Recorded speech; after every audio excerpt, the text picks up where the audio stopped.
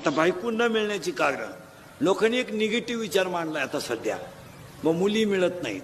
तसं नाहीये. नगर जिल्ह्याची रेंज आहे साहेब 1850 आपली मागच्या महिन्यातली. म्हणजे आपल्याकडे 1000 पोर आहेत आणि 850 पोर आहे. आता 150 पोर तर कवाय मोकळेचे, तो विषय नाही. ते गणपती बुडवायला तो फुल एक ती टीमच आहे ती, तो मिटला. पण दुसरा प्रश्न लोकांनी डोक्यात घेतला नाही, मुलीच्या क्वालिफाईड मुलगा नाही ही अडचण झाली आपली. आता मुलगी MBBS आहे, एमडी पोरगा पाहिजे. पोरगी BTech आहे, MTech पोरगा पाहिजे.